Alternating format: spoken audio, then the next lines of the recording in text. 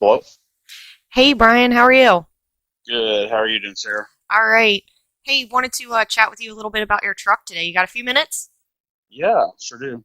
All right. So, hey, for people out there not knowing about the whole LS Bryan situation, seeing what your truck is about, how about you introduce us a little bit to you and tell us where you're from, what type of truck you have, and what you do with it. So, a little bit about me. I I grew up here in Ohio.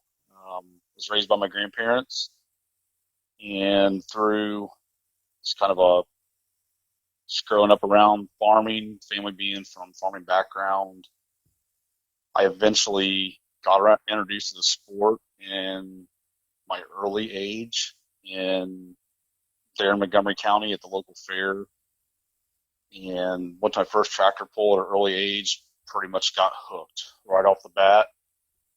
Couldn't get enough of the loud engines. Basically, at that point in time, through the '80s, there were tons of magazines out that had everything to do with truck pulling, monster trucks. I would cut the pictures out, pull pages out, just kind of tape them on my wall. Would draw pictures of them all the time. Got wrapped up in it, and we actually lived close to a gentleman named Ed Epperson, who at the time was running a business called Epperson Tire Cutting. And I remember Bob Holman's Beast, Bigfoot, they would come there and have their tires sharpened. And then eventually, as I got older, I ended up working for Ed for a little bit of time. But also during that time, I had some family members that were around farming, was around the tractors, the diesel trucks and semis, but still for some reason just was all about the alcohol blown loud motors, and which evolved into me through high school and going to career tech center. Just always had a thing for four-wheel drive pickup trucks. And is that when you And started pulling? Was back then, like when you went you went I to high school? basically, it would have been the early 2000s. I was my first attempt at it, and was in it for a couple years. It was a lot. It was definitely a street class thing, because at the time I really didn't know what I was doing. I was kind of learning from friends, and at that time I was around a gentleman named Stan Rudd, kind of helped me out with it, and there was a whole other group, that's down in southwestern Ohio that I was around, and kind of got into it. So what was that And first truck that you pulled? You said you kind of messed around with like the street stuff. So is that how my you started out? the very first truck I ever pulled was a 1967 Ford, and it had a 400 motor at the time, and basically just swapped some gears in it and lockers, put some tires on it, and went and truck pulled, and got hooked, and been hooked ever since, and it's grown into what it has now. And now your current truck that you have, you've had multiple different trucks in between that first one and the truck you have now, which is what we like to call your KOS truck. But you pretty much um, had it, pretty recently, right? You jumped from multiple different trucks throughout your pulling career. I mean, you had that red truck that you had and a couple different things before you got to where you are now, right? Yes, yep. I went after getting out of the military. I came to Lima for the University of Northwestern Ohio to take um, automotive, diesel, and engine high performance. And through there, I had a couple Jeeps and was doing the off road thing and messing around with the sand dunes, which ended up, that's how I met my wife. And we, long story short, we kind of built a house, and now we obviously got married, built a house on her parents' farm here in Lima. And thank God for the internet. Sometimes I didn't know what to do when we were a little bit older in the dating scene, but I had a pickup truck that I was driving every day that Shelly helped me get. And I was working at the ethanol plant at the time and going to school at night. and turned that truck into just basically a heads and cam truck, and started playing in the street class. And while I was in the military, kind of back to that, I had always kept up with a certain Central Ohio truck pull circuit and watching pro gas because I just loved that class of the big truck, the big tires, the big cubic inch, and evolved into somebody's kind of pressuring me to buy a real pulling truck and quit pulling my street truck. But I actually still had both of them and went to a lot of local events and caused some controversy at times because my truck, that red truck that I had, I would basically hook the trailer up, tow my pro gas truck with it, 70 miles an hour, 2 hours away, unload the truck, unhook the trailer, and sled pull my daily driver tow truck and win street classes with it. And guys would be kind of furious because they would actually haul their street truck where I had just towed with mine. Then I ended up just kind of getting away from it and more focusing on the pro gas truck. Went through that phase for a couple years and had some trouble with the motor, and made the decision at that time. My wife's parents had gave us property, and we decided it was time to build a house. So we stepped away from the pro gas truck, and at the time I had this 2015 was my daily driver and tow rig. So I got the bright idea of that I wanted to just tune it or put a camshaft in it, which has evolved into a 2 year 2 year full lessons blown learned. build. Yeah, lesson learned, and I love the concept of drag week and different things like that. It inspired me because I just had a hard time building something to let it just sit for months on end that I couldn't use it. So Right, I right. try to do everything that all my friends thought was crazy. Can't do multi-purpose. Of course, I learned that. It's been a tough road. And when you and Matt decided to start doing what you were doing, I caught wind of it, and it was like I couldn't get a hold of you guys fast enough because I didn't want to be the normal truck puller that just had this truck in the barn that every year was, adapting to the rules and spending huge crazy money redoing the motor or whatever. I wanted to build something that was outside of that people were like, holy crap, that thing's not a cookie cutter truck, and they all look the same with the weight box. And nothing against it, that's what I got away from. I wanted something that was different, Right, right. like big belligerent superchargers, turbos, stuff hanging out of trucks, like holy cow, look at that thing. That's what I wanted. And then you guys, made, your smoking speed and the King of the cash street. days and Right, stuff. And cash I days. just was like, holy cow, I've got to get a hold of this girl. This is exactly what I want to do. Right. Yeah, there's some crazy ones of us out there that we want to do all this nuts stuff where, we don't want a purpose built thing. There's a lot of guys that do take their street truck and they go to the track and, some of them will swap tires and some of them will hang weights, some of them won't, some of them do all kinds of stuff. But I think with the newer trucks, in the gas world especially, it's been difficult for you to kind of fit in somewhere because a lot of the rule sets have kind of made it illegal for you one way or another Hmm. with your gas truck. So it's great that we were able to build a competition that you guys could essentially take your newer trucks, your LS trucks, and really shine with those because otherwise you probably would be outlawed everywhere.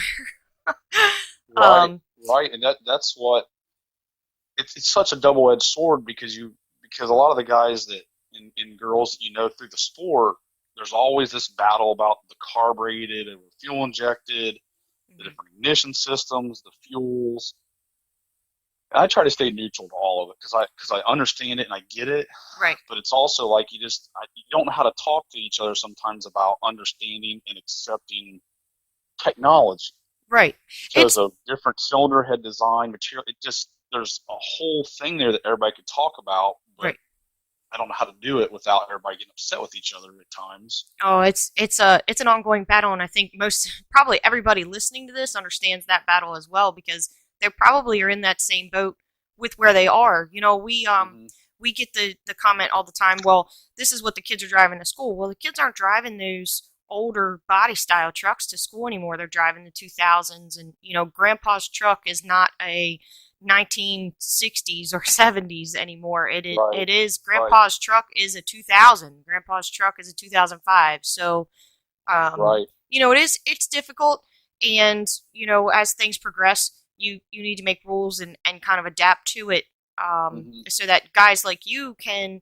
You know, I tow a trailer with my truck. I tow, you know, your wife pulls her horse trailer. Your wife, you know, you Hmm. guys go pull a camper. Right, So you right. do a lot of stuff with that, which is why we were really pretty stoked about you signing up for KOS because as a diesel dominated field, you know, you really kind of settle a few people on edge with your gas truck, trying to figure out, you know, what does this guy Hmm. have that he's going to come in and compete with it. But I'll tell you what, I Right. had for it being a diesel dominated competition and for there being a gas and diesel rivalry, a lot of places that you go, there were so many people thinking that your truck was so wild and they couldn't wait to watch it. So, Yeah, um, I love that. Like some of the, that people are starting to finally let the gas and diesel combine, mhm. against each other. And I wasn't sure at first, because I had seen the fire punks of the world or the industrial injection, these large,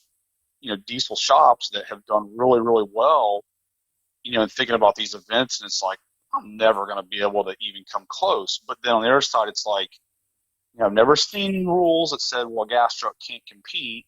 And I just thought I'd reach out to you. And I thought, I wasn't doing this about the winning, even though in the back of all of our minds it'd be like, oh, how cool would it be to win? But it was more or less being around the competition Right. because there's nothing out there for like a just a king of the street event for gas trucks. I mean, there's drag week, but that's no truck pulling and dyno and dirt drags and none of that. But I wasn't sure.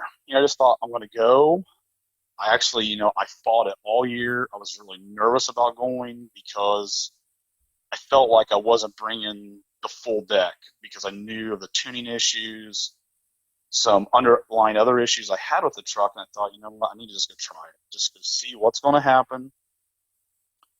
And thank God Shelly supported me through all of it, and a couple, some really close friends of mine that you guys know really well, Gary Chambers with the Bandit, and then a couple of my close friends around here, and then one of my former teachers at UNOH come down from Michigan, Justin Sorensen. He helped me, and Jason Shaw here, close. He helped me. He actually is the one who gave me the weights, to go. But I wasn't sure what to do.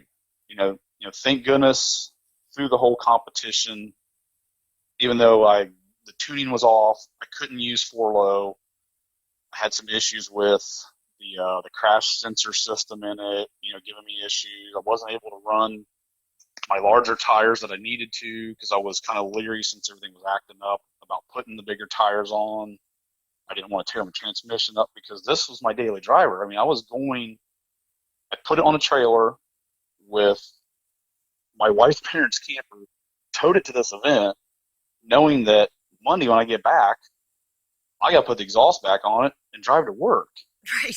Right. So I was a nervous wreck, and thank goodness out of all of it, the only thing we broke was a bolt on the super, holding the upper pulley on the supercharger.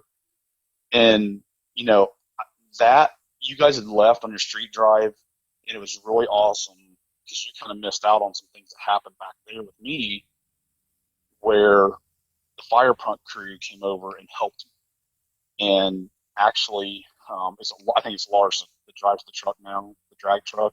Yeah, he He drives went that Save the over, Racks truck. yeah, Yep. Yep. we lay underneath of his personal dually and took his crank bolt out of his crank to see because he thought it was the same size as that. He was going to give me the crank bolt out of his motor to finish the competition of his personal truck. Yeah, that's and that is Yeah. that is typical of the fire punk crew. Like you can't. Anytime I ever tell anybody, anybody ever asks me, you know, who's your ideal competitors, your ideal shop, and you have to admit that the fire punk team they are so nice. They're so approachable. And anytime anybody breaks, they are like the first ones to Yep. jump in and help. They've got the parts. They know somebody that's got parts. They've got, and they'll crawl in Yeah. there and wrench on it. I mean, I've seen Yep. those guys just jump in and help competitors nonstop. So Yep. I They're couldn't say enough about positive things about Fire Pump. those guys helped me out, Mm-hmm. and then along with Mario, he was over trying to help me with some tuning issues, along with I can't think of his name right now, but from New York with the Black Dodge, the dually. Oh, Mike Quill, right? No, your guy from I think he's from New York or somewhere upstate with the dually that had the trouble with the motor during the competition. Oh, Gordon. Gordon Gordon. blew his motor up on the first day. Yeah, Man, he had yeah, some tough Gordon. luck. Poor Gordon, Yeah, man. He actually has a tuning. Gordon yes, tuned. Gordon come He does that. over and man, that guy, he helped me out. He was doing everything he could to try to help me figure out my truck. And it just, to me, that competition, it just means a lot, to sit on the outside and wonder, and then to finally be in it and to interact with good-hearted, hardworking people. It is amazing, even though I was the only crazy gas truck there, to have the diesel heads, helping. I can't say enough. I mean, you guys put on a heck of a competition. Granted, Halloween night, here we are, going for pizza, and it's what was it? I don't remember what it was, like down to 14 degrees or something Oh, it was crazy and cold. snowstorm. It was cold, that's for sure. I didn't know if you were going to be able to get your truck started for Sunday morning when we went for the street drive at 6 in the morning. But when it got Right. started and that was everybody's wake up call, they were like, man, that guy's truck is so loud. Woke everybody up. That was Yeah. great. I Yeah, said, I yep. definitely learned a lesson about ethanol. I built the truck to be able to run, regular gasoline and run on ethanol.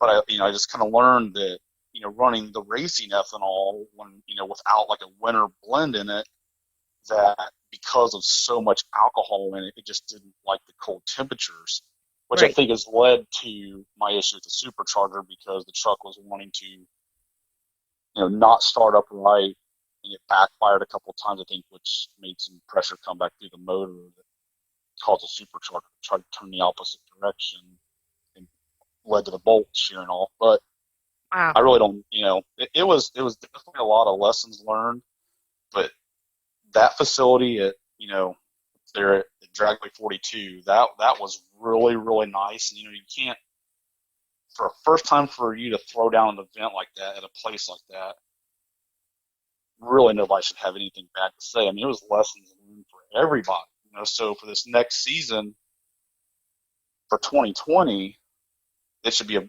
really good show, now that you know what you've got, what you've got there. Right. Yeah. I definitely would agree. The first year we did it and we had to split different locations. So we had some feats that we had to tackle there with that, but having it all Mm-hmm. in one location, we really were able to tweak some things for the after the competition this time to really figure out what it was going to be Mm-hmm. like with having everything in one place, Mm-hmm. and being able to utilize multiple aspects of a setup like they have because they for Mm-hmm. anybody that has not been to Dragway 42, they actually have a huge facility and they did a lot of renovations on it. They have a quarter-mile drag strip. They've got a clay pulling track in there that is big enough to run two tracks at the same time. So the dirt drags Mm-hmm. for it was perfect. It definitely had enough places for you guys as KOS competitors to pretty much park in your own little camps and be Yes. Yep. separated from everybody else. So the place is great. It's got a great setup, and I'm really looking forward to seeing what's going to happen with because they're continuing to work on it over there. So I'm really interested to see what it looks like once they get some more amenities in there, and once they put the camper pads in and the electrics hookups and all that kind of stuff. That's really going to be phenomenal because that's going to help out for our event for sure. Right. but Right. um, but yeah, I mean that. Well, I just wanted to talk to you today about that, and I wanted to also ask you. There's a lot of guys that call me personally about your truck. They want to know, you know, what you Hmm. have in it, what you've done to it. They have a truck that's like it on there, and there's not many out Hmm. there. And I think there's a lot of guys that want to get into it, and they really think Hmm. your truck is kind of cool. And it's you know, you're so humble about it because you're like, oh, it's just a truck. You know, I don't really put a lot into it, and you're not arrogant about it. So it's like, well, you know, just call him and ask him what's up and how it goes. Yeah. But for It anybody, definitely is. It definitely been a lesson learned. If I could have had to do it over again, I probably would have kept my '06. I just didn't realize that taking a 2015 and trying to do this was like the smartest thing to do. I was just more like, man, this is cool. Have a newer body style truck to do this. But then when I was already past the point of no return, there's many times I just wanted to like, man, I wish this thing would burn to the ground and throw my hands up because it was like nobody had messed with them because of this newer, GM had come out with this torque management system, come out with the newer 6 speed right, and the right, different ECUs that were in them, trying to make all this stuff work. There just wasn't a lot of guys out there with experience. I had been just reaching out, like, driving a semi full time, trying to make time to get on the phone to call people, like Holly Electronics or Haltech or Pro EFI or different shops, to try to get help without getting too many hands involved in it. That at some point somebody being like, dude, I don't know what you're going to do with this. You've had too many hands in it. right, It started to get to that point, and I was just scared, like, holy cow, I'm going to have this truck with all this money in it that I can't do nothing with. right, right. And, looking back, it's been a lot of heartache and it's been fun too. And I just wish I'd have done it with, like, say, in '04 through 2006 or 8, Right. Something with a where little bit more. the trucks were lighter. Right. The there wasn't the torque management there.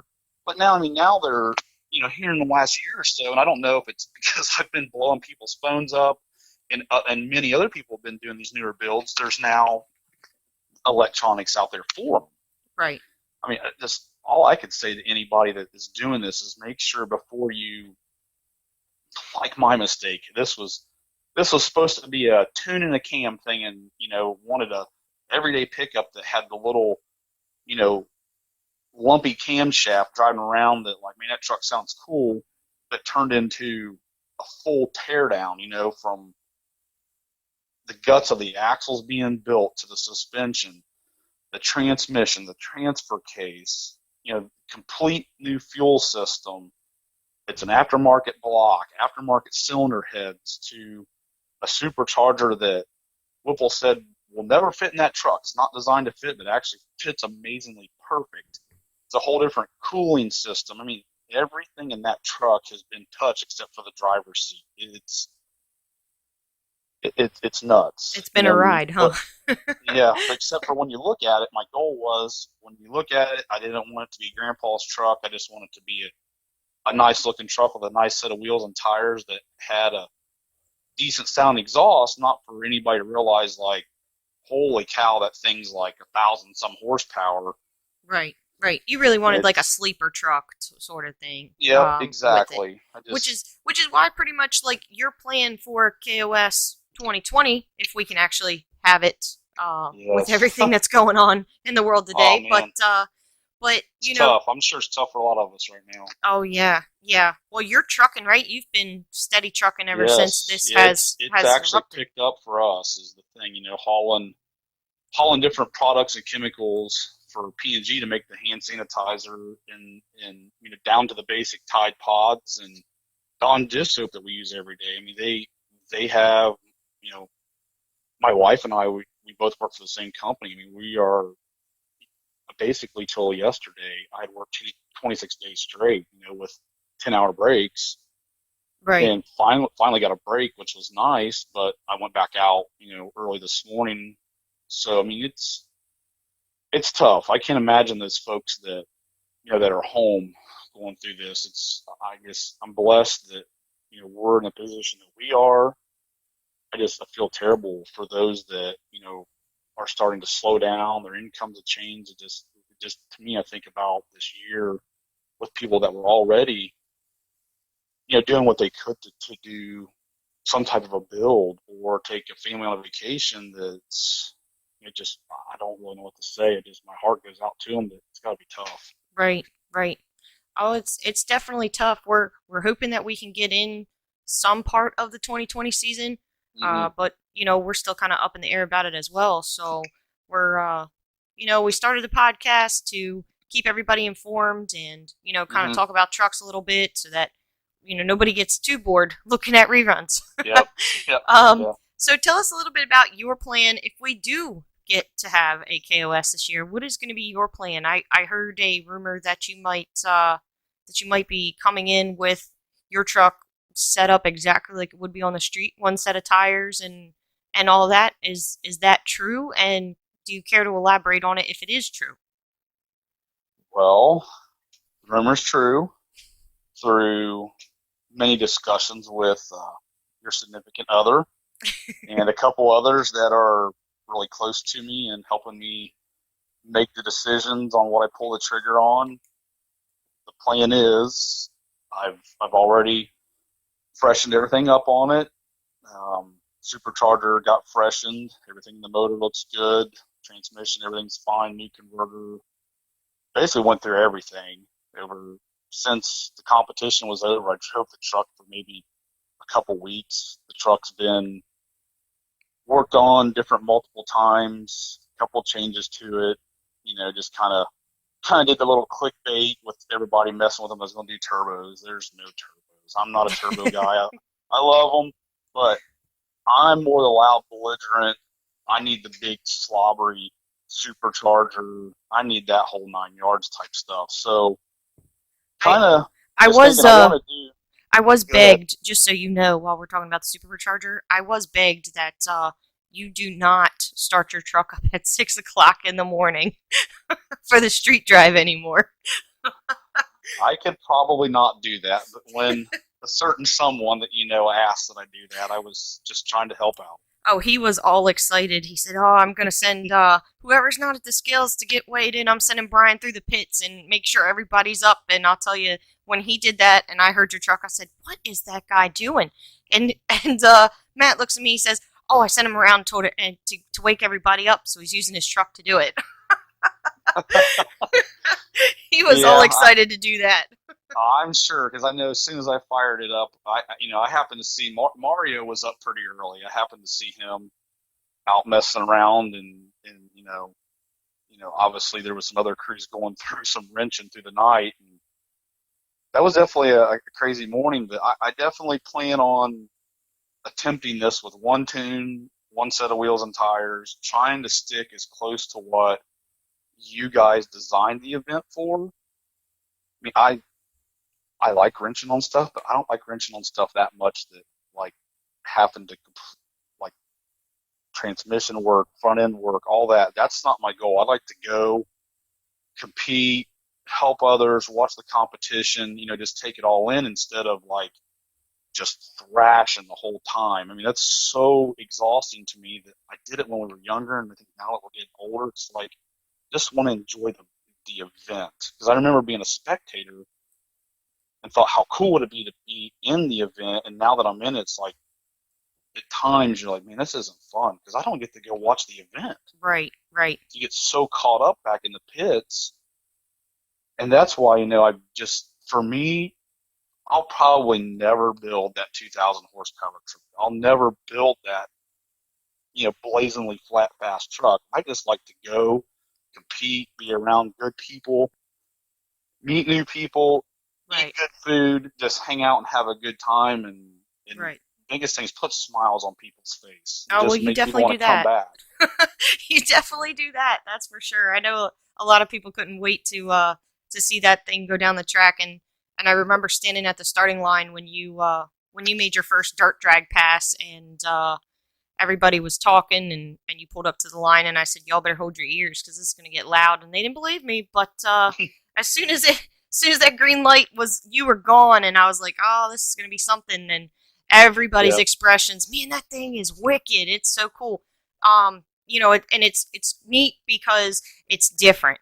It's different. Hmm. It's loud. We're all horsepower enthusiasts, so we all want to hear all that stuff. And sometimes, for the diesel only events, it's like Hmm.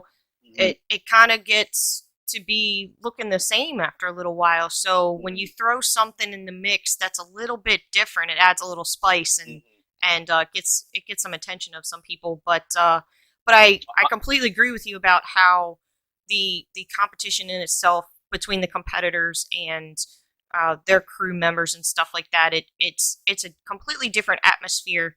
I really can't Hmm. compare it to any other.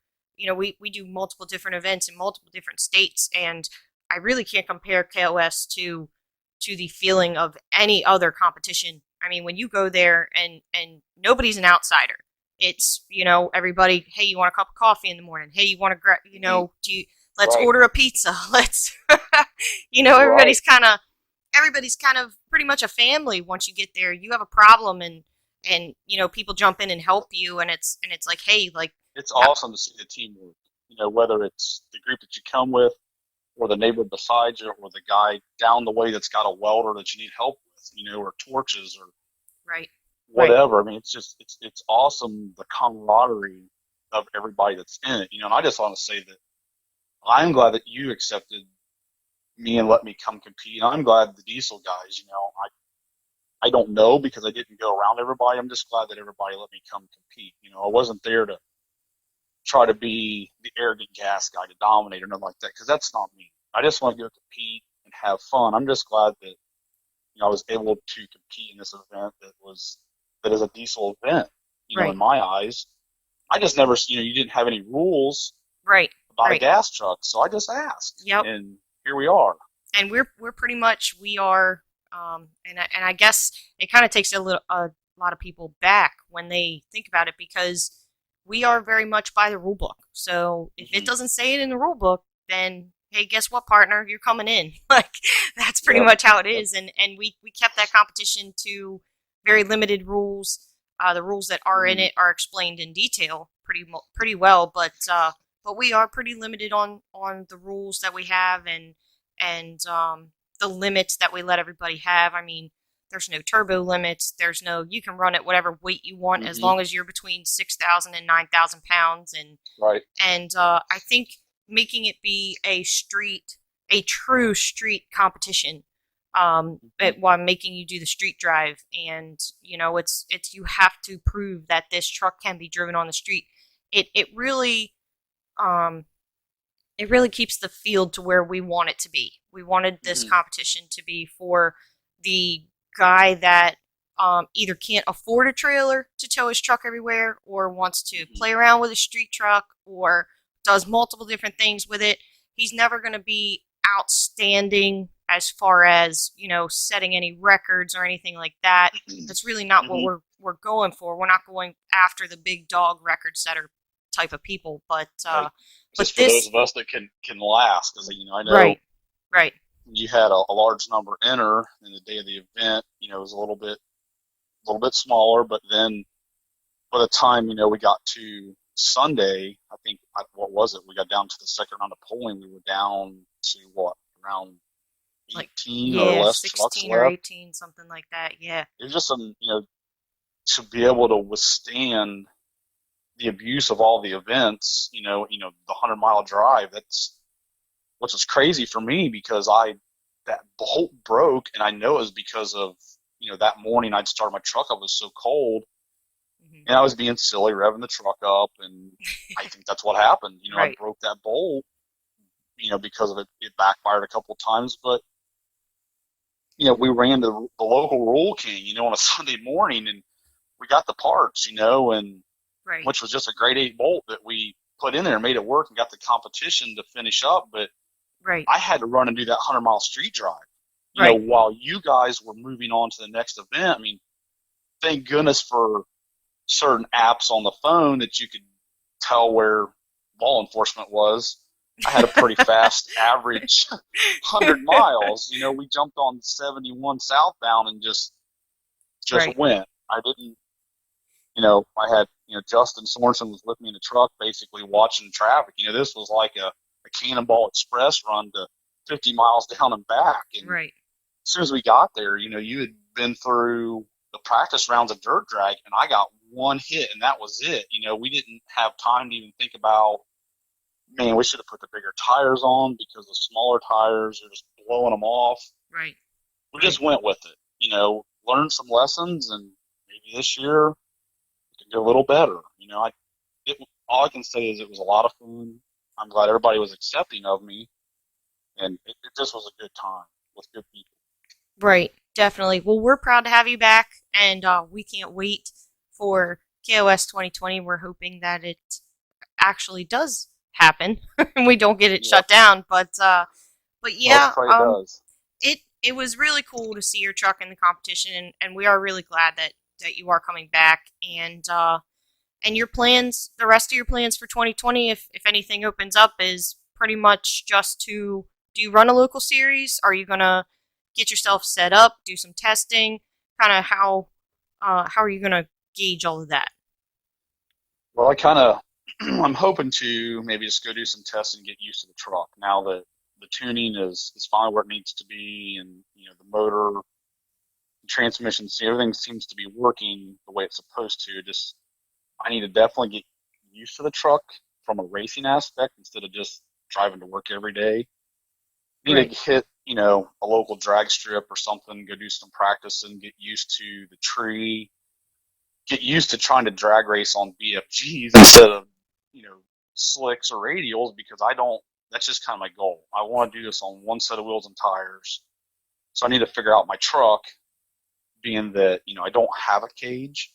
Maybe down the road I will. I just, where I'm at, as much money as I poured into this truck, I feel that I want to try to compete with the way the truck is. So I want to hit some dirt drags, get used to, the truck there, figure out my tire pressures, figure all that stuff out like that we always do. And, maybe some sled pulls. I don't want to take a chance on going out and breaking my truck because, how it is for all of us right now. I don't Right. have lots of extra money. If I break the truck, I'm Right. going to be in trouble. So I'll probably do some testing and pretty much just lay low until King of the Street, because basically I built the truck because of what you guys have built, because there's not circuits out there for guys like me that like to go outside of the rules or the gray area. Right. So, Right. I just honestly probably just going to save the truck and just do a little bit of testing. Well, that sounds good. Well, we wish you the best of luck this season, and good luck in your testing. I'm sure you'll be talking to us, Yep. and good luck in King of the Street this year. For anybody that wants to know any more information on that, you can check out www.smokeitspeed.com. King of the Street has all the information there. It'll be at Dragway 42 in West Salem, Ohio, just like it was last year. And come on out and see LS Bryan against all the diesel trucks again. Thanks for talking to us, Brian. Appreciate it. Thank you. Yep, Take take care. care. Be safe out there. Bye bye. Bye.